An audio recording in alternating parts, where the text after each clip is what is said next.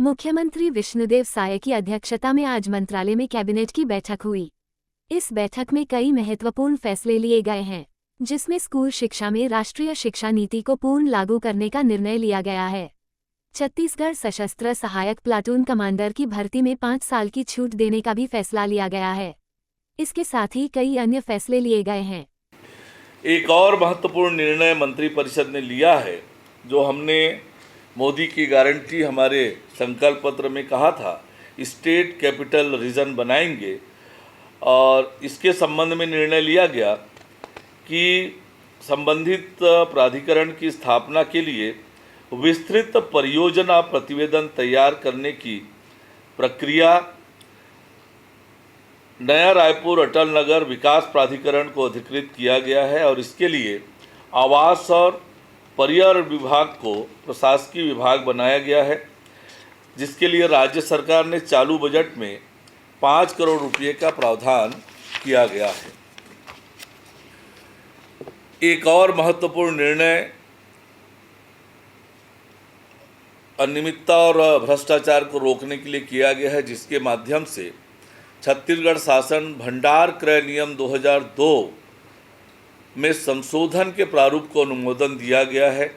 इसके माध्यम से राज्य शासन के समस्त विभाग आदि आवश्यकतानुसार सामग्री, वस्तुओं एवं सेवाओं जिनकी दरें और विशिष्टियां भारत सरकार के DGS&D की JM वेबसाइट में उपलब्ध हो का क्रय JM पोर्टल से ही नियमावली निर्धारित प्रक्रिया पालन करते हुए क्रय करेंगे।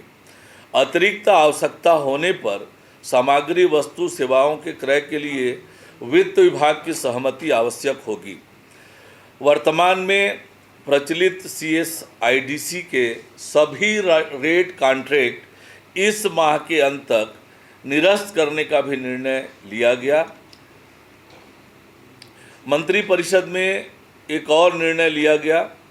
भारतीय वन सेवा में वर्ष 1992 से 94 तक के अपर प्रधान मुख्य वन संरक्षक के पद पर पदस्थ 6 अधिकारियों को गैर कार्यात्मक आधार पर यथास्थान प्रधान मुख्य वन संरक्षक स्तर के समतुल्य वेतनमान 1 जनवरी 2024 से प्रदान करने हेतु भारत सरकार पर्यावरण, वन एवं जलवायु परिवर्तन विभाग से सहमति प्राप्त करने का निर्णय लिया गया। इसी तरह से लोक निर्माण विभाग के अंतर्गत अधीक्षण अभियंता सिविल से मुख्य अभियंता सिविल के पद पर पदोन्नति के लिए निर्धारित न्यूनतम अवधि 5 वर्ष में केवल एक बार के लिए 1 वर्ष से की छूट प्रदान करने का निर्णय लिया गया। मुख्य अभियंता सिविल के 11 पद हैं, जिसमें से केवल 3 कार्यरत हैं, 8 रिक्त हैं और इनके पूर्व की पदोन्नति में विलंब हुआ था। इसको ध्यान में रखकर प्रशासनिक दृष्टि से ये निर्णय किया गया है। ऐसे महत्वपूर्ण निर्णय लिए गए हैं। मुख्यमंत्री आवास योजना के तहत जो प्रतीक्षा सूची है, स्थायी प्रतीक्षा सूची में नहीं है, ऐसे आवासहीन परिवारों को मुख्यमंत्री आवास योजना से ग्रामीण आवास स्वीकृत करने का भी निर्णय आज की बैठक में लिया गया। इस प्रकार के आज महत्वपूर्ण निर्णय हैं जो आपके सामने मैंने प्रस्तुत किया।